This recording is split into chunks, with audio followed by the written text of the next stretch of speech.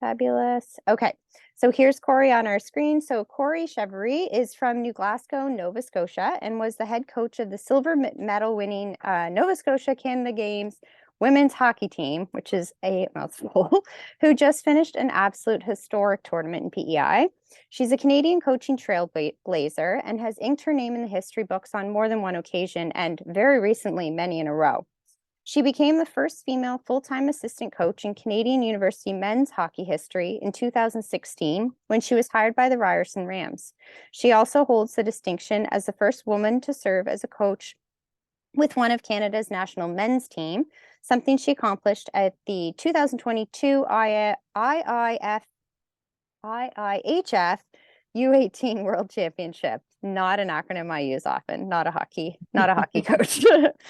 Since stepping behind the bench, she's won gold medals as an assistant coach at the 2022 Olympic Winter Games, as well as the 2021 and 2022 IIHF Women's World Championships, and won a gold medal in 2019 as an assistant coach with Canada's National Women's Under-18 team. So that is Kori joining us, which we are so happy to have her here this evening. After Kori, we're going to hear from Francois in PEI. I'm just trying to put the spotlight on. There we are. Okay.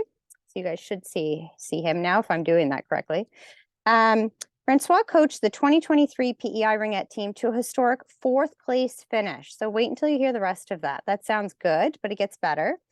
And that was after losing in the bronze medal game in overtime. No PEI Ringette team has ever finished above 8th place, just to highlight how big that finish was.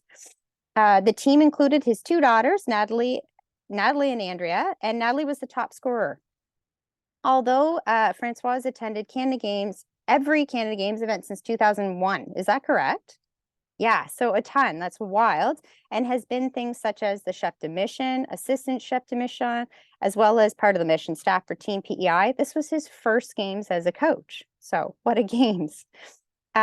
He's been a positive influence for ringette coaches and athletes on PEI with his strategic and tactical coaching approach. Francois was the head coach of the U16 Wave team who captured the silver medal at the 2019 Canadian Ringette Championships, PEI's first ever medal in this competition. So thank you again for joining us, and I can't wait to hear this story of how all this went down.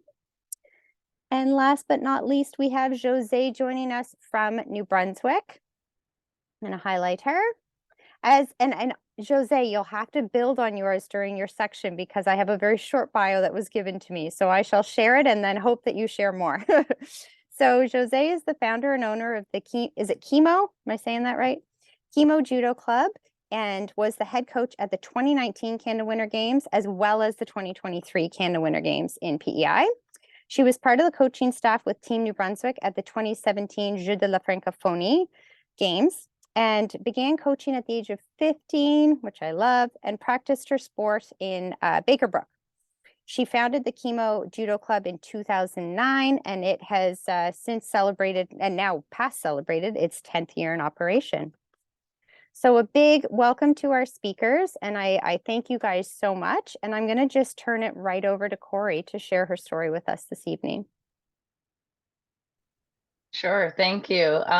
Francois, I have a quick story for you, actually. During the games, I actually had a sinus infection, so I had to go to Shoppers, and the talk at Shoppers was about the ringette team. So I had actually heard about your team while we were over for our week. So congratulations, that's really cool.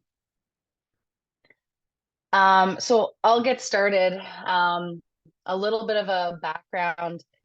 I played in the 2003 Canada Winter Games, and so when this opportunity came around to coach the women's team, I didn't even think twice about it. I felt like back in 2003, our team, we had finished 5th, which was the second or the first best or the only best finish that Team Nova Scotia had to that point in women's hockey, and so. Coming into these games, it was definitely a goal of mine and a goal of the staff to get the best ever finish that we could. And obviously, being in Pool A, you're against all the big provinces in Alberta, BC, or not BC, Alberta, Manitoba, Ontario. And so we knew going into it that we had to be strategic and we had to finish second in the pool if we wanted to get a more favorable crossover against a team in Pool B. So, and didn't get the BCs or the Quebecs of the world, which we know are always so challenging to beat. Um, and so that was our goal from the get-go, was we knew what we had to do strategically, but for us as a group, it was about how can we create a team that is resilient immediately and very, very quickly. Just a little bit of a backstory. I wasn't the original coach of this team. I was named the coach in October. And the team had already been, the staff had already been selected for the past 2 years. So there was a coaching change. There was now a conflict with the head coach. So they reached out to me. And so we had from October to till the games to get ready, or for me to get to know the players, for the staff to come together. So with my experience with the national team, I kind of have a little bit of a story with that, just because it's what really guided me with my team to Nova Scotia, with Nova Scotia. So back in 2022, I guess, when I was headed to the Olympics, not many of you may know this, but I actually got COVID 1 week before the Olympics and wasn't able to get over to China. It was a lot of testing, a lot of switching provinces, trying to get closer to the plane to get to China, but it just wasn't going to work. And so I ended up coaching from Nova Scotia while the team was over in Beijing. So I was still running the penalty kill. I was still having individual player video sessions. I was still a part of every meeting. But I had to obviously get creative on my end, where not a lot of technology is allowed over in China, which we found out, and we had to have burner phones and different accounts. So I was, in my kitchen in Nova Scotia recording videos to send over, so that when they woke up in Beijing, they'd have the video ready for that 5-on-5 meeting or that special teams meeting. So really everything I took and learned from that moment of really being the hardest sporting moment I've ever had in my career, and turning it into something that would be beneficial for Team Nova Scotia. So everything that I learned, it was the epitome of having to be a good teammate. And so that's how we kind of started with our girls, with Team Nova Scotia, was teaching them and coming to an understanding of what a good teammate actually looked like.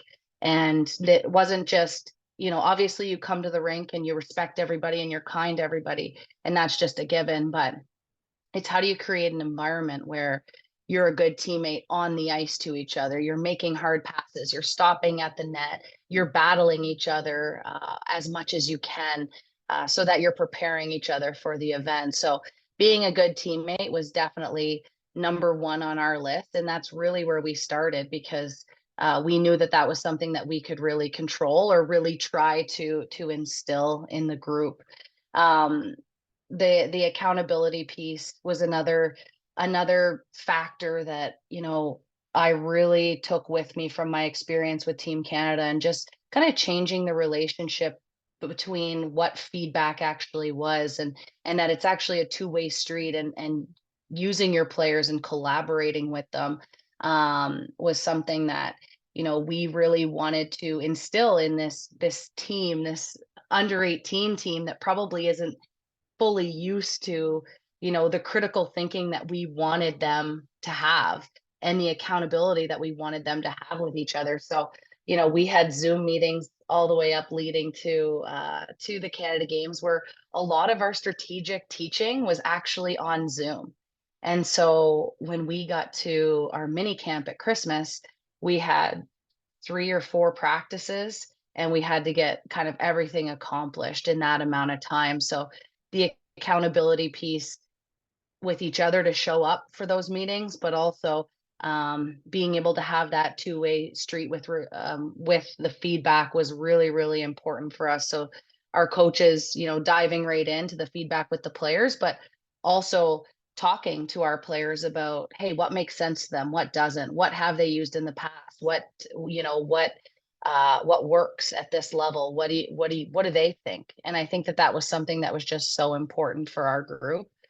Um, a funny thing that happened when we actually got to the games, as you guys can all probably remember, when you're in your dorm rooms with the bunk beds and everything, like there was no space to do work, right? Like you're sitting in your bunk bed with your laptop. So something that like was really, really important to me was to not have our coaches search for those lounges that were often locked, or try to go to the coaching lounge that was, often occupied by other coaching staffs. So we sent our team manager to Walmart and to get tables and chairs and bring it into our dorm room so that we could actually have a workstation right then and there, because we wanted to kind of take away all the barriers, for even our staff, right? We want to take away the barriers for our players, but also for our staff. We have to be able to do work. We have to feel comfortable. We shouldn't, we had I mean, one of our coaches was pregnant. So, and it in PEI in the second week, it was frigid. It was freezing. So even to just be looking around the campus and be looking for places to do work was just, it wasn't going to be feasible. So we just, bought some tables and chairs, set it up, and we had a permanent workstation in our dorm room the whole time, which was amazing for us as a staff. I think it was actually a funny joke amongst our players and the parents as well, that I was running a tight ship and we were up every morning at 6:30 doing video, which was kind of true. But no, that was one of the cool stories about it. But for our experience, like we had to go through Alberta. We had to beat Alberta. We lost to Ontario in the round robin. Then we beat Manitoba. We had an overtime game against Saskatchewan, and then we were getting Ontario again. And we had to learn from what we did in the round robin game. We lost 6-0, which actually, if you look at all the scores against Team Ontario, was I think the third best score. So we did pretty well against them in the round robin.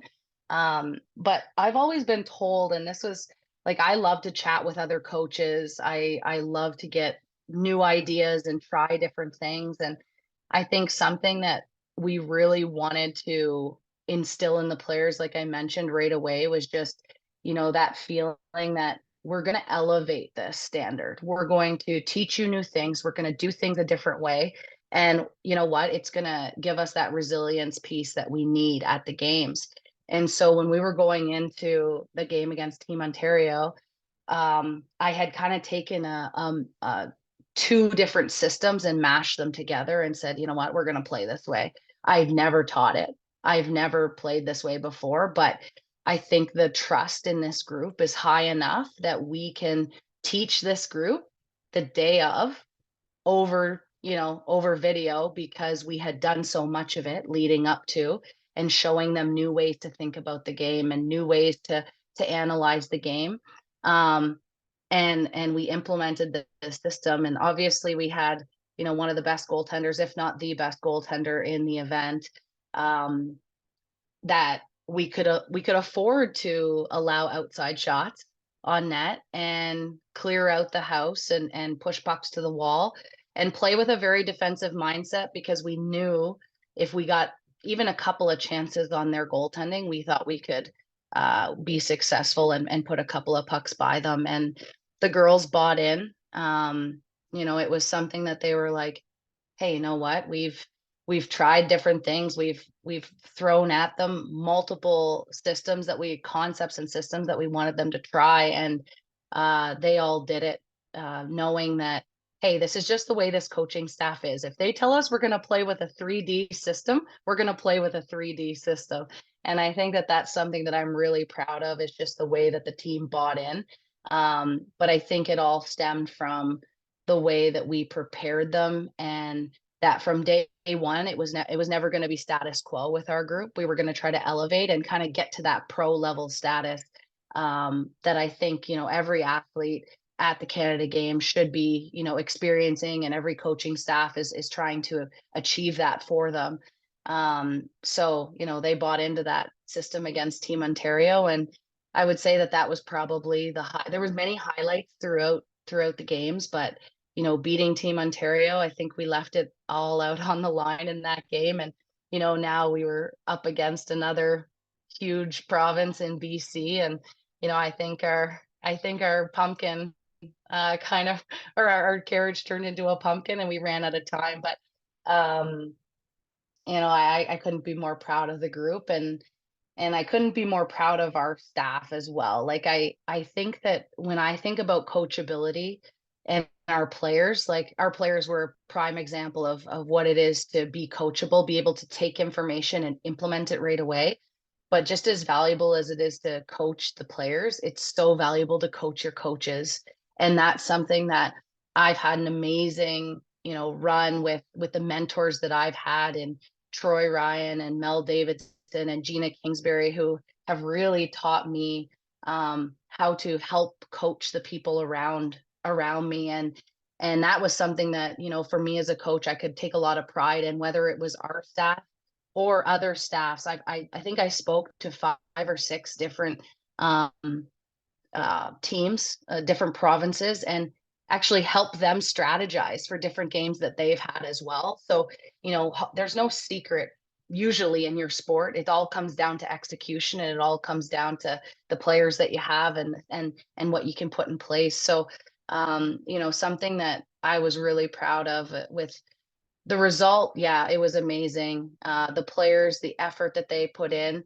But I think the amount that our staff was actually able to help other staffs while we were there and be almost mentors for other people was a pretty cool experience. And I was told a few years ago, after I'd already been with the national team, that Mel Davidson actually said to me, she said, Kori, like if you can ever do a Canada Games, like that would be such a cool experience. And I know you've made it to the national team, but don't ever feel like just because you've made it there, you can't go back and be with your home province. And so, that was probably one of the best decisions I've ever made. And this coaching experience with Canada Games is right up there with it might be my top coaching memory to date. So it was a pretty memorable experience, and yeah, that was our journey.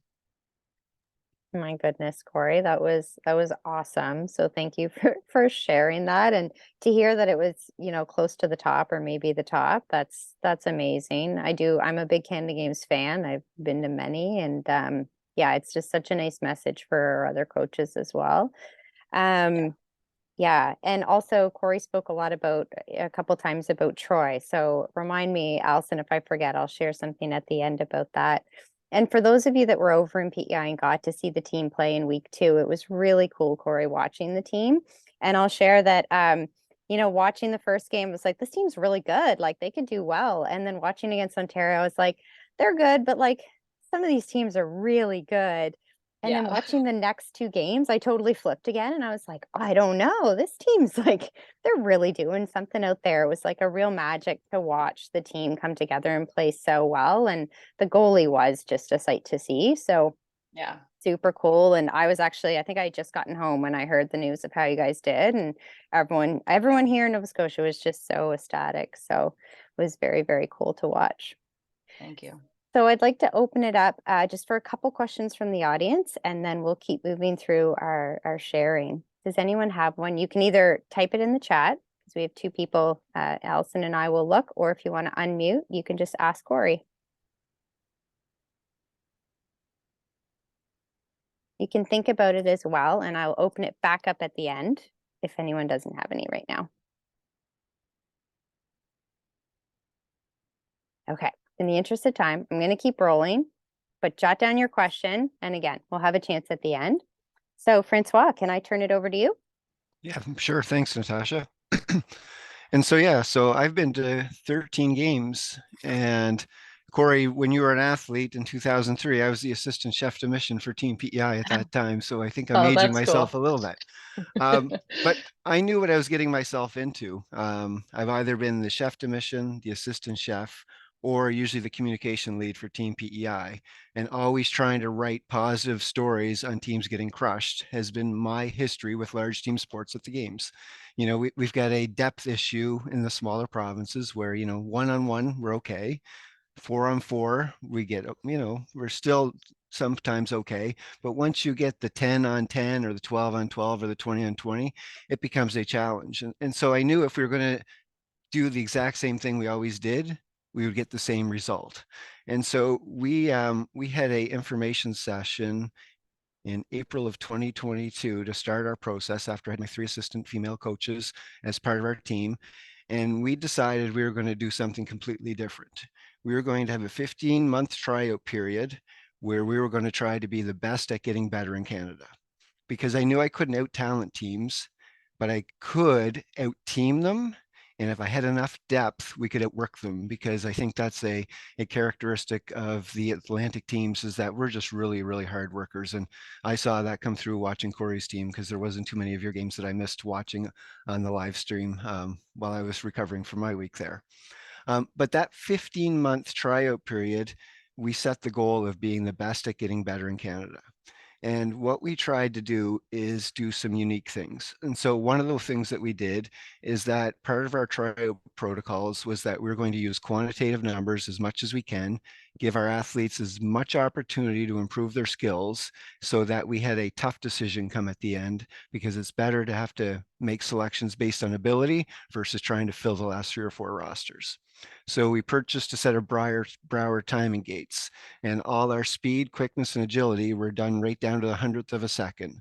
We took those on the ice and we did our speed, our 10 meter, our 30 meter, our agility movements, and had it all right down so that the players could see their progress over those 15 months. And those players who wanted to work, we set them up for success.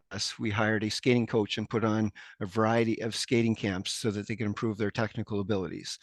We hired Shannon McCauley to work with us through the Canadian Sport Institute at the time, and then she moved out to Calgary.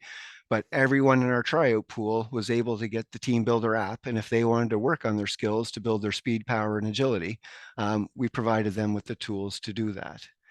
We as coaches, we purchased a variety of shooting tiles and softball nets. And through the off season, we would travel to all the different communities on PEI where there was ringette.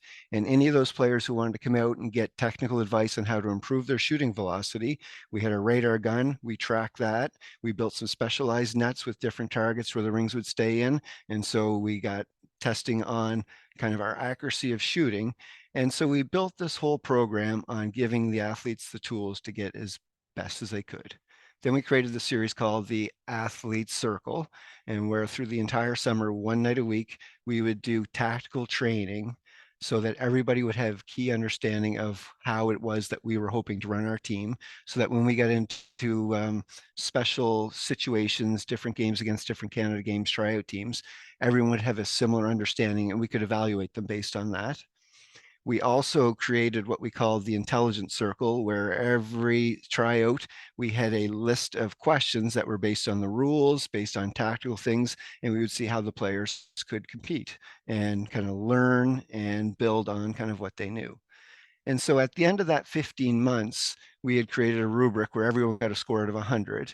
And most of them were quantitative measures, because in team sports, there's a lot of times you got to kind of figure out those qualitative things, but we wanted as much of it as possible as quantitative, so that we knew the numbers. We knew the athletes who were working hard. We tested them 3 times through those different series throughout that 15 months.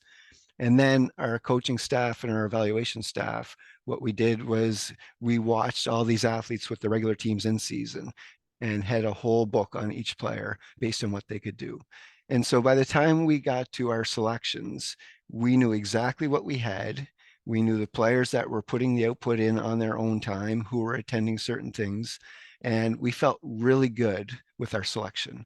And so kind of that was the first piece. And it was something that I think was kind of unique and novel from our standpoint anyway, because I've watched the selection procedures of PEI teams, and usually it's kind of a short window, let's get our team picked and move on. Whereas we kind of went with the philosophy, I'm going to try and work with our assistant coaches to make as many players in PEI better than what they are, so that when it comes time to selection, we have a hard selection. And it proved to work really well for us, because that set the platform for our final 8 months push to the game. We picked our team in July of 2022. which Ringette Canada does 4 hubs. So they bring all the Canada Games teams together, all 9 provinces who have Canada Games Ringette teams. And we had 4 events leading up to the Canada Games where we saw all the teams.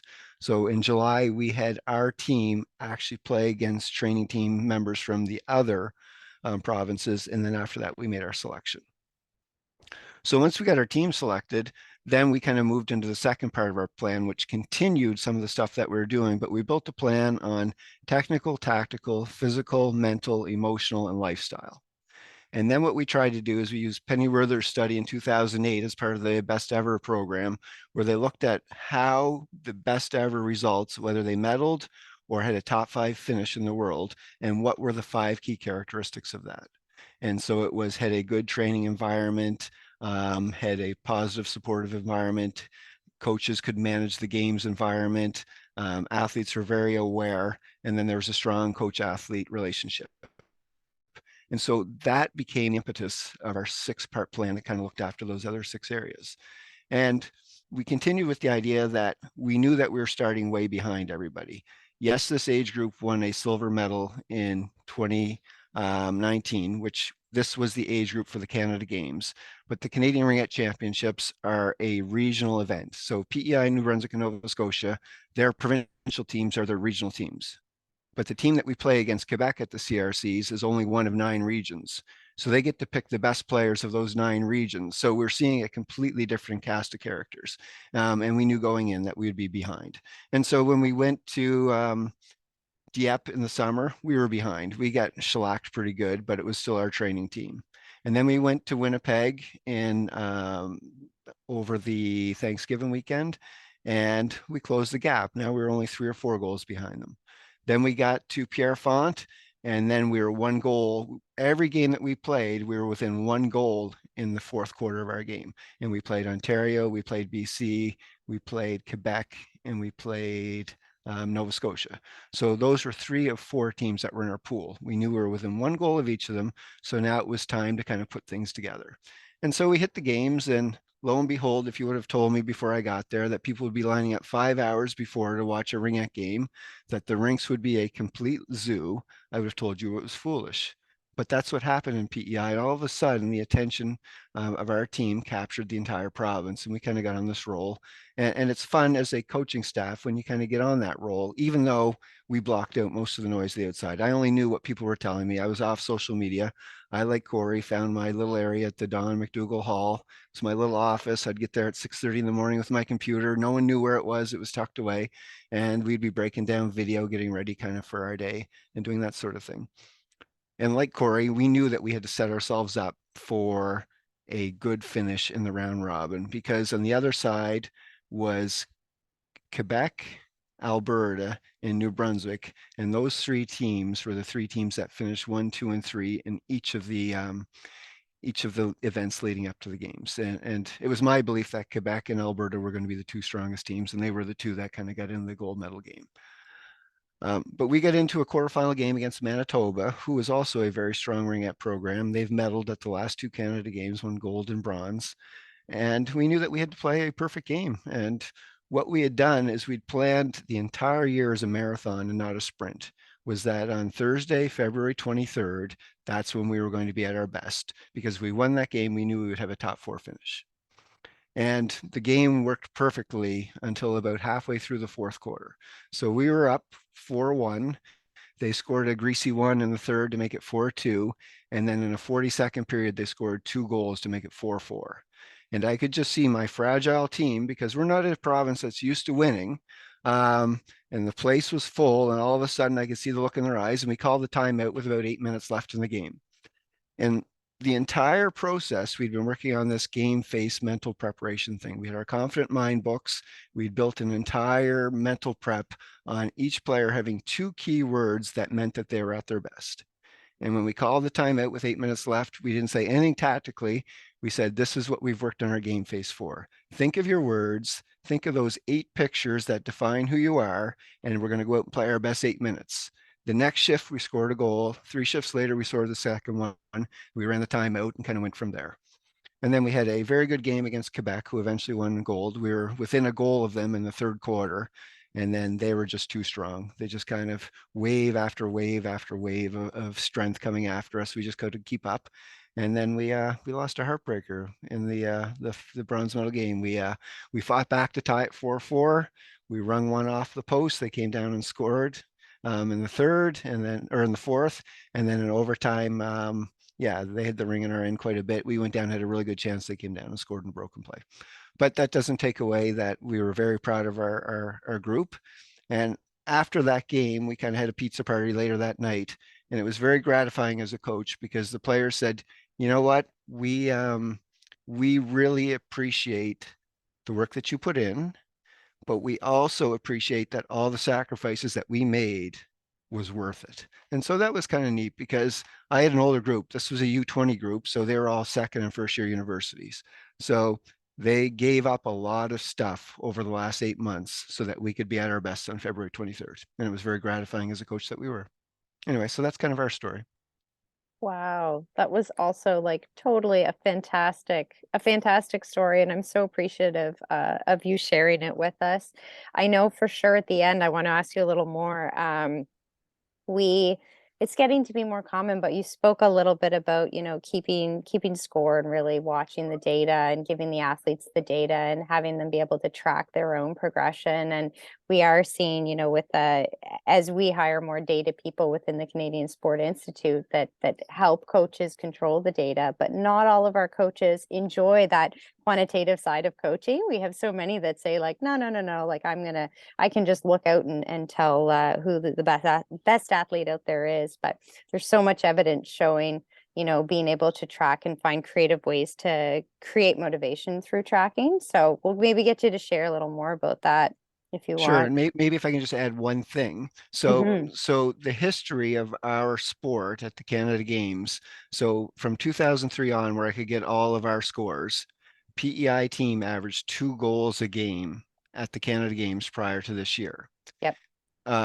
When we started tracking our athletes, we added on average 13 miles an hour to their shot from when we started until Wow. the end. And we went from 2.2 goals a game to almost 7 goals a game. We were the second highest scoring team at the Canada Games after Quebec, That's which incredible. which was again very gratifying because the plan that we put in was designed exactly to try and do that.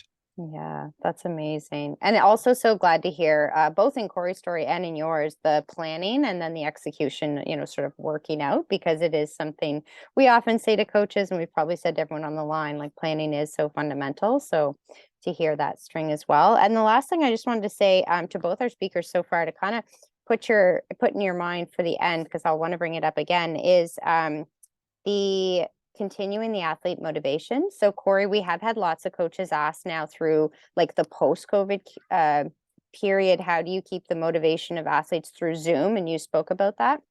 And then Francois, we've had many talk about that transition athlete between high school and university and struggling to keep engagement with athletes of that age. So I'll come back to both of you with those specific questions at the end as well, because that's a really common one we get.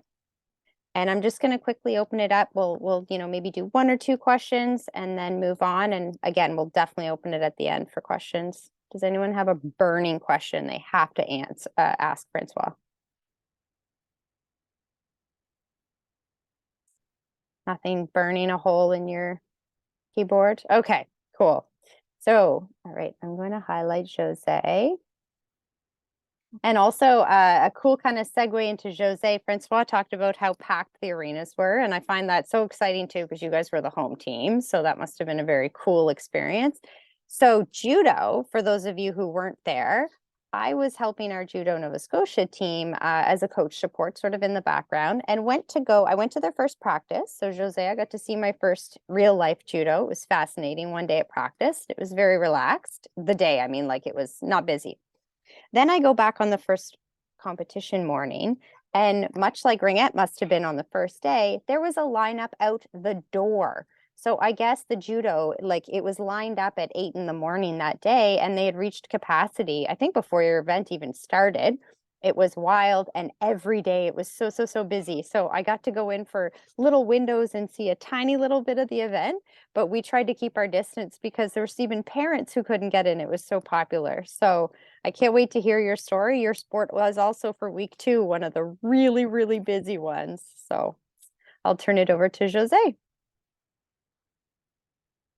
Oh, you're on mute, Josee, or I don't have audio for you.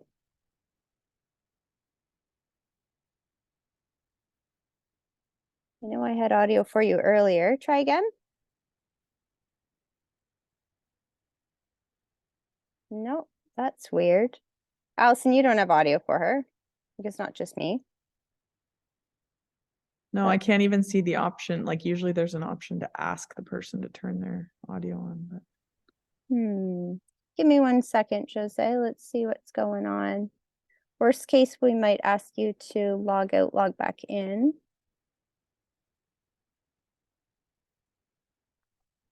Yeah, it looks so. Oh yeah, I don't even see your audio like connected. Ah, there we go. Try now. Can you hear me? We can. You're good. Haha. My first Canada Games was in PEI. I did not have a good best experience, my first best experience. I wanted to relate that. And I'm a little bit suspicious, if I can say. And I thought to myself, oh my God, next games, I'm the coach and I'm going back to Nova Scotia. I mean, I'm going back to PEI. I'm like, oh my God, hopefully I won't jinx the team. Let's say our sport is less fun in one direction because it's an individual sport and it's all in line to your own performance. And we have a weight to achieve, and that's another different thing. So starting with the Canada Games, we had 3 competition highlighted through there to pick up our team, and for different kind of weight class. And we have the male and the female. Those are both different categories for us in the Canada Winter Games. And when it comes to weight class and stuff like that, well, usually the minus U40, well, the 45 kilos or the 48 kilos, they're rarely in the U18, U21. So we usually get the early bloomer class that we have like a 13-year-old girls or boys that would do the minus 50 or the minus 44, 48. So starting at Canada Games, right away, right off, you'll have 13-year-old young people that you'll have to coach and prepare for that event. Most of those people just started to do big events like Quebec Open, Ontario Open, just like any other sports. And this is where you have international level competing. So preparing a team that is so young for a U21 competition is very hard. So for that, we after we picked up the team, we decided to go a whole week to the National Center in Montreal, and to be more into a best environment for the team, but also to know the team one by one. Since this is an individual event, it's not a team event. And most of the people come from different parts of the province because most of the people were lucky enough to have athletes from north and south that would complete our team. So that was kind of cool. And in a way, very knowledgeing when it comes to judo. We're doing a good job in every parts of the province. Sometimes you would see, well, more in the province where their higher level judo would be like in a bigger town or some sort, or, but these games, and so are the last games, we had people from every region. So I think coaches right now are doing a very good job from all the parts of the region and all the parts of the New Brunswick. So that is very important to say. Going towards that and leading them to going to Montreal with the team, since it's an individual thing, every kid is so different coming into the competition or preparation for the competition. And I had girls that had, and even the male team had a lot of injuries. Since it's a combative sports, we do have a lot of injuries, so we have to work towards that and around that, and then you have to lose the weight and prepare and which time to lose the weight, why we have to lose weight and when, and you can't fight if you don't lose the weight. So so these are all things that like they prepare with empty stomachs. That's things that team competition don't understand. But when we went to the Montreal National Institute of Nationals center, it was me and my other coach in male was Sean McManus, and our manager is a still a judo player.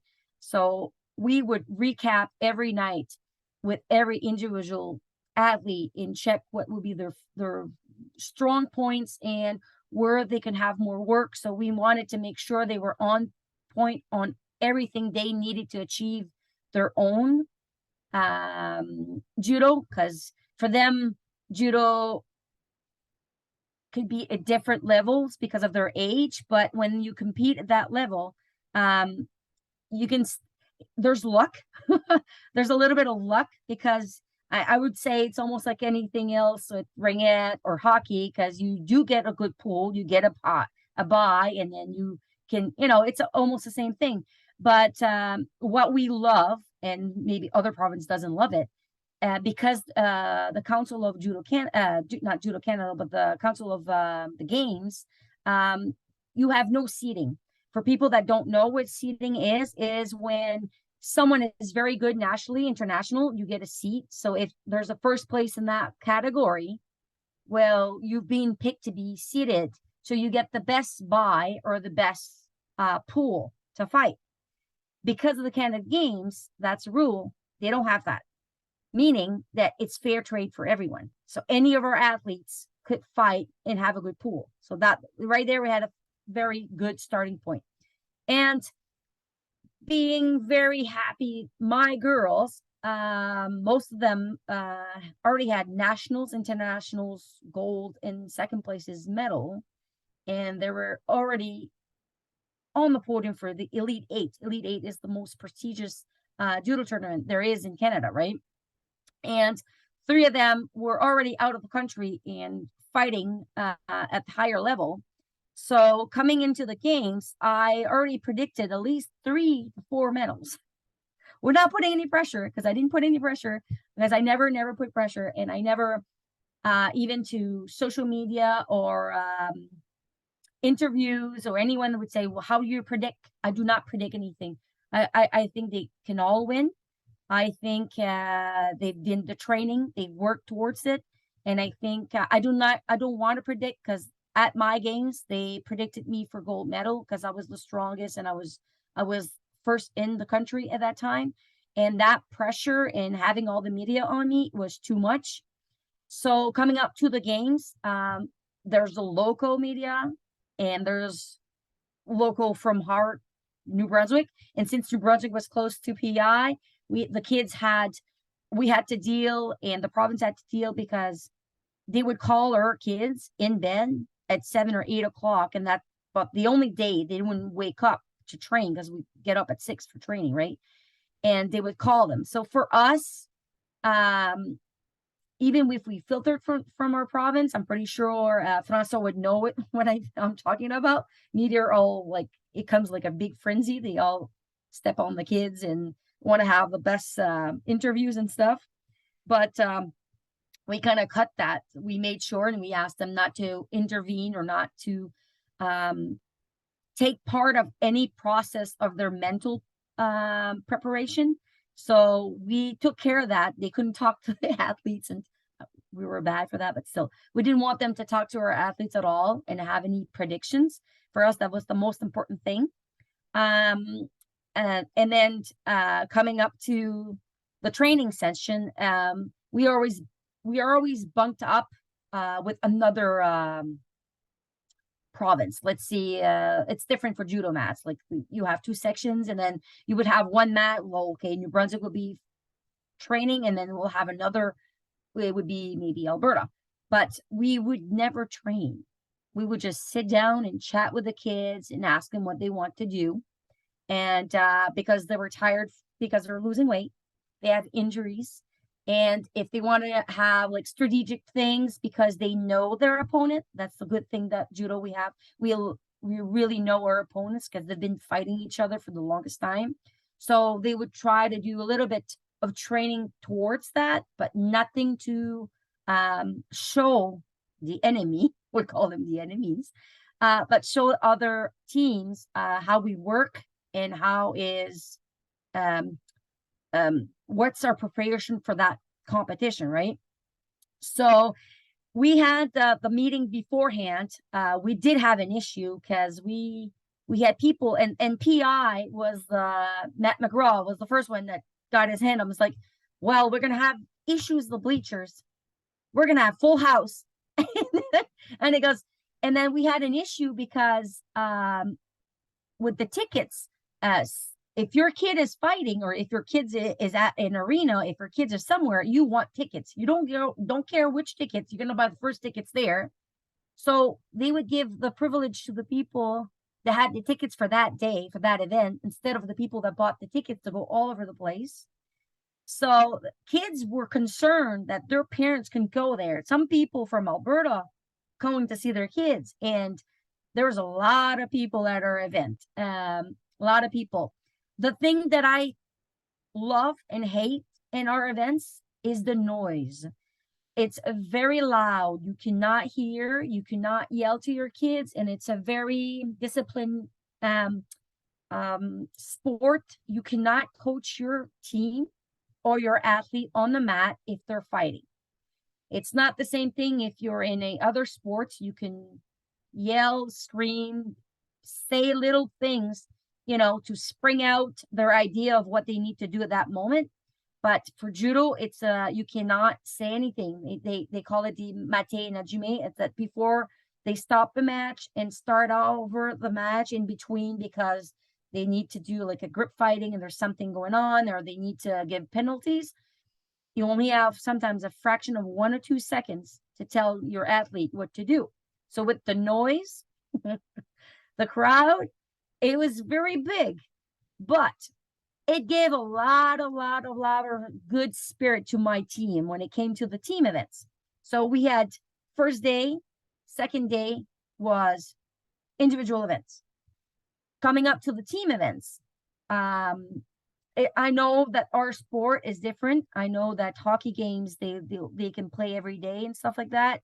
For judo, if we do fight back to back, it's a little bit harder on the body, I would say. I don't know how it is, but I find it very difficult for athletes to come back. So when you go for the third event, so you needed to watch your weight the first day. Second day, you're not fighting. Other teams are fighting. Other teammates are fighting. And then you have 1 day of relapse, and then you have to do your weight again. That is very hard on the kids. So for us, making weight was very, very hard, but most people are very disciplined.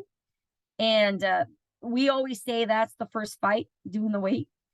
So we made weight, and then we went for the team event.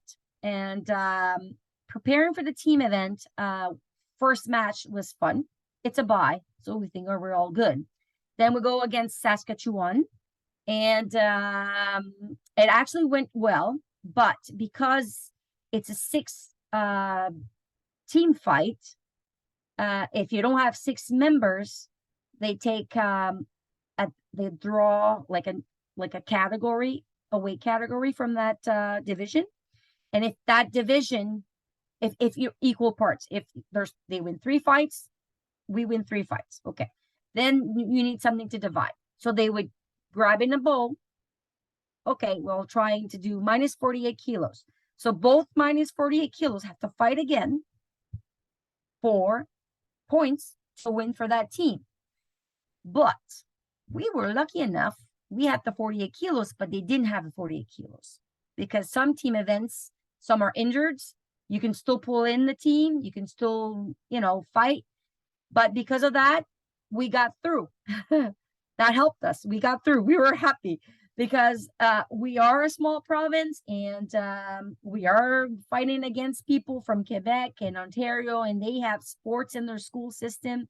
So for us, it was a win. We were very happy. So we went against Alberta. We almost got killed. They were very strong, very, very strong. The girls came out of that. Oh my God, I had to peel them from the floor. The mental was way down. They felt ashamed. They had bruises, but they were bigger there. It was bigger than it was when they started. So I got in. Then I had to put my mean face. I usually don't put my mean face, but I had to grab the girls and said, okay, let's sit here. You already fought hurting. You know what it is. You got this. And then I had to pick the other one and pick. And then I have to go individually make sure they're on check. But the thing is, you have to do that like 100 times before the next match because it unwinds, right? And with phone, the parents, everything, sometimes it's not good. So some people have to take phones out. Some people have to call the parents, talk to your kids. And some of them would be their own coach because they have their coaches, right? We're standing up for other coaches. So I had to call coaches, you know, how do I get this certain sort of things to be happen? How can I get her motivated? Help me. Because I want to make sure she gets a better better, you know, better part of herself in the match, right? So I called them, I texted him, and I wanted to have them the best performance. I said, we're gonna give it our best. And our last match, sorry, Francois, was against PEI. And that was for bronze medal. And matches are 4 minutes, depending. Yeah. And I think we did 6 matches in 4 minutes is how fast we beat them. Sorry. I was so proud. I've never seen something like that. It was crazy. One by one, they would jump, throw them on as hard as they can, got out of the mat. They would cry, grab me up. They would push me on out of the sky, get down. Then second one would go in until we fought the biggest fight in the world, I would say. That day we were on nothing. I think nothing could have, you know, it was the most proudest moment in like my coach's history. And I have 2 kids that are national champs and international champs, but that feeling for me was something else. It's just because you're working with different kinds of people from different kinds of club, and there was a lot of controversial about all kinds of stuff being me coaches, and I'm there and I pulled it off and we won and we're getting a medal. I'm like, this was impossible. Like I never thought this would have been what it, you know, and having like, I was very proud because we had the province there. They came because they knew we're in the ranking and the medals and stuff like that. We had like our chef de mission, our province there, other coaches from other clubs. And we had other coaches from other sports. I felt like I had the whole province with us. The feeling was so good that I've never imagined like to have this much love and gratitude for doing what I'm doing. And not the least, but one of the parts of the highlights after that's done and like the dust comes down and then, okay, they're all want to have pictures and media. Now they can talk to media and tell their story and stuff. We're sitting down and they're eating. They're eating, they're hungry and they're eating, and they're like on this big cloud of joy. And I see our Judo Canada president flying through the curtains and coming down, reaching to us. I was there, and then we had the other coach, the male coach there, because I've never seen so much good performance in a province, in a team. And I needed to tell you, you were the highlight of the whole competition every day. I got to think I only wanted to cheer for New Brunswick. And the feedback and the feeling they had from the parents there, the coach and the staff, everyone was there that were supporting us right there in PI, and it was helpful. It was close. Yeah, Judo Canada president came up to us and he said, he was very proud, and he's gonna be watching us. And he thought we were the highlight of the competition. So for me, that was a very good. Well, it changed in 1991. For me, I'm not skeptical anymore. I think I'm good. I think we're not jinxed. I think we'll be fine for the next games now. But for me, yeah, we had a lot of stuff coming in, and we gave it all. The girls were awesome, and the people surrounding us were the best. So I don't know what to say. I don't think it's not about strategy, everybody did their part. And when it came up to there, we just had to prove ourselves, and they proved to themselves they could.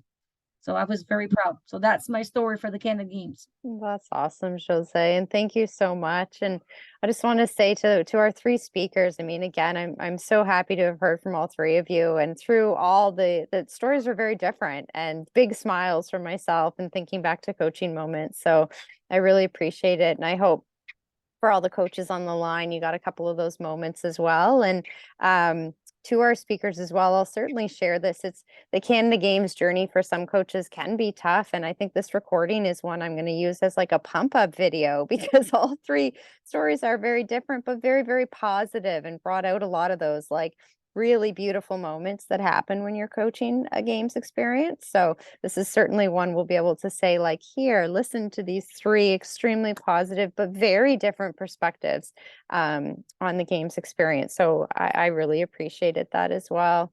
And Josee, congrats. It sounds like it was a phenomenal tournament for you. So lots of energy coming out of it, and I loved hearing about that, and also hearing about the outside pressures, how you managed that with the media, because that totally can be. I experienced that when we had the 2011 games, because of course we were on home turf, and we had it was snowboard's second event in the games, and the media was just all over our team. So I can appreciate that. And then the managing of the parent and athlete relationship is such a one that you have to be careful with. So it sounds like you did a lot of work to make sure that that was working as well. So I'm going to, I guess I'll just unspotlight for a moment and say again, thank you to all three. We're going to open it up for questions. I see already in the chat a couple other coaches, thanking you guys, and we really do appreciate this stories shared. So we'll open it up to questions, and just in case anyone has to jump off, just as a reminder, we do have another podium session. I can't believe it. We have one tomorrow, Allison. I can't wait, in person. But then also we have the Atlanta Coaching Conference coming up. So tonight and tomorrow are our final podium performances before the Atlanta Coaching Conference. We did move it this year. It's in May for the first time in over 10 years. And that was a request from our sports. So hopefully the date works for many of you. It's May 5th and 6th. And our keynote speaker is Troy Ryan, so someone who Kori mentioned as a mentor. So Troy spoke last year at one of our breakout sessions. And if you don't know Troy, he's a phenomenal speaker, and he's had some really great experiences as of late. And people really loved hearing from him last year. So this year you're going to get to hear from him in a bunch of different ways, in small group kind of experiences. And then we also have Judy Rigi flying in. And if you haven't heard the name Judy Rigi, she's a phenomenal person. And her area of expertise is on emotional intelligence and coaching. And she does a lot of work with Own the Podium and I forget, they keep renaming it, but the coaching program within Own the Podium. So she's going to come in and really pull out some interesting things with our coaches as well. So if you haven't seen any of the promo about the coaching conference, grab it now. I think we're going to sell out of tickets before May, so take a look at that. And with that, I'm going to turn it over to our audience to ask this wonderful group that we have here if you have any questions. And I'll just give it a minute. And if not, I do want to ask Kori and Francois the ones I prompted you with earlier. So anybody in the chat or unmute, however you're comfortable. I'll ask one if no one else is gonna Go, type Allison. in. Go ahead. I was lucky enough to go to the Summer Canada Games with the volleyball team last summer. And I'm really interested in your perspectives on creating a culture of belief. Sorry, am I freezing a little bit? No, you're fine. We heard you. Culture, belief. No, Francois, you can hear me? Yep.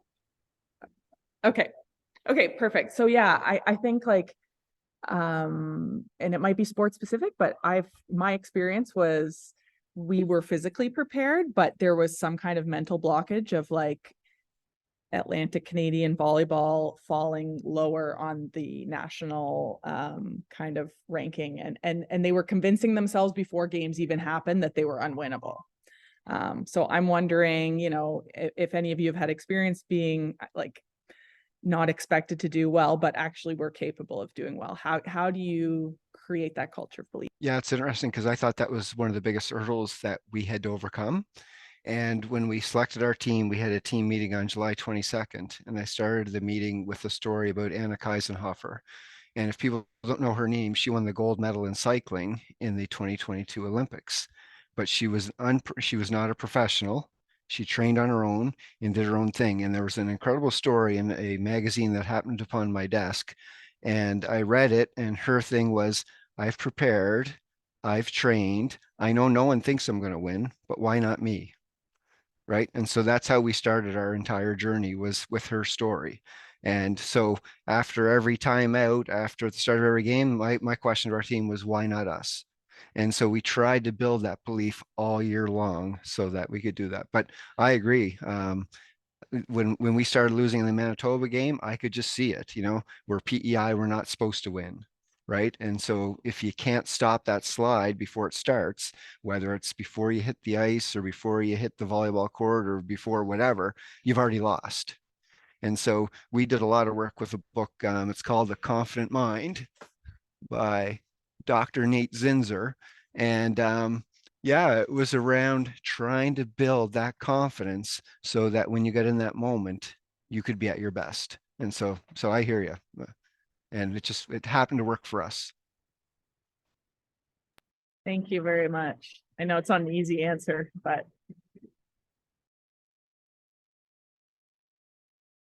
And Kori and Josee, if you ever wanted to jump in, I'm just going to let for the questions, whoever feels they're ready to go and answer, jump in. Does anyone else have any other questions? That was a good one, Allison. We hear that one commonly from Atlantic Canada, so very relevant. Okay, I will ask then, and if you guys have questions, type them in or get ready to unmute.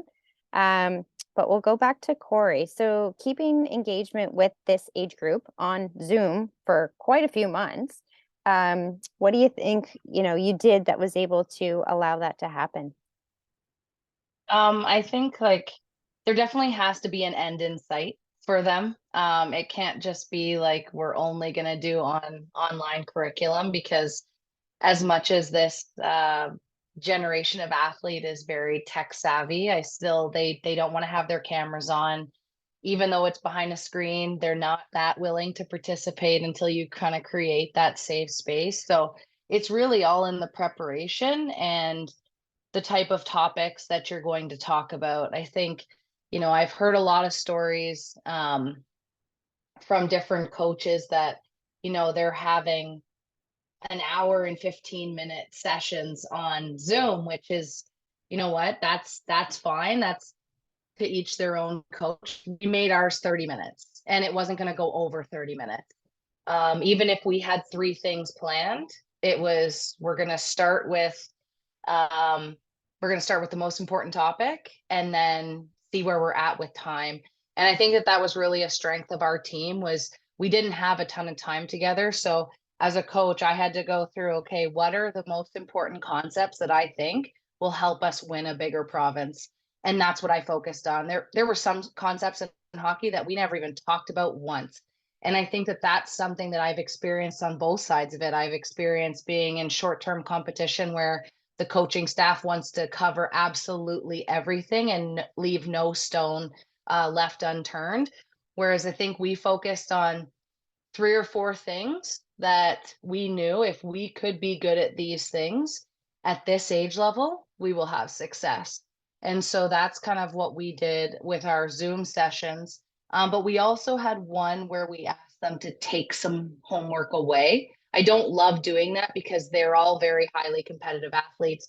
They have schoolwork on top of it, but it was kind of a fun assignment. It was to come up with a team slogan. Like, I'm not a believer in that the coaches are going to come up with the team slogan. Like, the athletes are going to put the work in, and it's their team, it's their environment. And as coaches, we're there to help cultivate that for them and make that environment safe and really that was something that was pretty cool. Like, we divided the team up into 3 groups, and they went away, they came back with PowerPoint, and like I said, our relationship with feedback was very honest, and we talked about the difference between kind and nice. So it's nice. If you want to be nice, you can, tell somebody what they want to hear. If you want to be kind, you give them information where they can change. And I kind of gave them some kind information that I thought when they came back with their first work, I was like, you know what?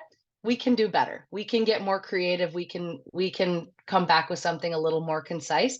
And then Ride the Wave was formed. And so they came up with Ride the Wave, and we have our shirts, we have like, they did it all. They did all the work. Us as coaches just tried to consolidate the information and pull out a little bit of the themes. But I think, like, having an end in sight, it not being the only way you communicate, keeping them short and concise and your most important topics, and then also making it fun.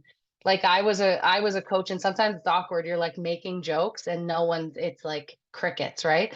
But I think it's okay because it shows that you're putting yourself out there and you're being vulnerable in a space that they don't really feel that comfortable in. So we tried to plan it so that it made sense, and we tried to keep it short and sweet, and we tried to make it meaningful. Fantastic answer, Kori. You really nailed that. That was awesome. Thank you so much. And yeah, hopefully everyone online was making a few notes, because I think that was a really great answer to that common question we have. How do you keep the engagement? Yeah, and I think, keeping it short, that was really great. So thank you for that. No problem. And Francois, I'm going to turn it over. So, building along that same theme with that 19, 20-year-old or 18, 19, 20-year-old athlete, what were some of the things that you felt you did well to keep that age group engaged? Yeah, so we had 14 to the 18 players here in the province for the year. So unlike Kori and her situation, we had most of the group together, but I had 1 at Mount A, 1 at UNB, and 2 at St. FX. And so there was the goal of keeping everyone together, but then also keeping those 4 as part of the group. And 2 of them were my own children. One was both at schools in New Brunswick. And so it was, trying to make sure they were part of the team, weren't missing out on anything. Took a lot of extra work from us as coaches to do that. But one of the things that we did is we paired up each player each week with a new player, and that was their buddy for the week. And so as they did Shannon's workouts, they would snap pictures back in their group chat and do that sort of stuff. So that kind of individual accountability back and forth. I'm a bit of a letter writer. And so the athletes get used to handwritten letters and notes. And so I find that that's something, particularly with females that I coach, that's something that they look really forward to. And so at different stages, we'd have meetings, and I'd follow up with a handwritten letter talking about some of the things that we talked about. They're building their self-awareness, because we knew that was an important piece. And then one of the things that I did before our first game, which I thought at the time might work, and it worked beyond my wildest dreams, was that I reached out to a whole bunch of their coaches when they were young kids, 6, 7, 8, 9 years olds. And I got them to write messages to their kids. And before our first game against BC, we'd had our team meeting in the morning. We kind of had our daily routine, but I pulled those out, and it was unbelievable how much that touched the athletes, but then also reminded them of the joy of why they play. And so, the moment of playing a big game against a huge province in front of a crazy crowd, it just kind of seemed to I just said, remember what your coaches, when you were young said, and it just kind of broke. So I really tried to play with a lot of those little kind of key moments leading up to the games so that we would be at our best at that point. And I wasn't afraid to try anything. And like Kori, I did some silly stuff that got, eye rolls, particularly when you've got a 20 and a 19-year-old who grew up in your own house and you're doing something in front of the group, That would be tough. That's kind of part of it. But again, it's about being real. And my motto has always been, I want this to be your best sporting experience of your life. right? And so I always try and think outside of the box. What are some of these things that might be meaningful to these players? It sounded like And you did a lot of really important things there. Like the handwritten letters, at first I was like, that's really interesting. But the handwritten letters and notes from past coaches, that's phenomenal. That's beyond. I think that is, I could see yeah. Allison's face. Like, Oh, well, and it was so neat yeah. because the day we Feeling that. left the athletes village, one of the kids, and so I said this, you wake up in the morning, you've got a big game. There was 5 players that I spent every Saturday from September to April for 8 years with. They were kind of part Yeah. of my U14 team up to now. And kind of when she left the village, she said, "Here's your letter, coach." And she wrote me a letter. And, it's kind of, those are the kind of the moments that you coach for. 100%. Somebody was asking the name of that The book. It's name, yeah. called, yeah, it's called The Confident Mind by Dr. Nate Zinzer. And he's the psychologist at West Point. And kind of, I used his book with a sports psychologist out of England called Dan Abrams, and really built a whole program called the Game Face that our athletes used. Cool. Yeah, thank you for sharing that. Perfect. Thank you. And that was very helpful, yeah, for that engagement with that group. And I think what you also highlighted without saying it is that one-on-one relationship, and creating that connection with the coach for that engagement with that age group. You can't beat that. So it sounds like you really put a lot of time and energy into that.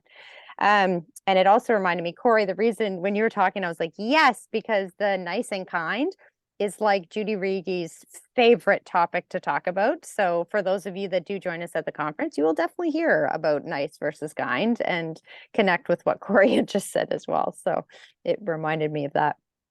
I'm going to open it up one last time if anyone has any questions, because I know we're a little over our block time and people are probably getting tired. But if you have any last questions for our speakers, please jump in.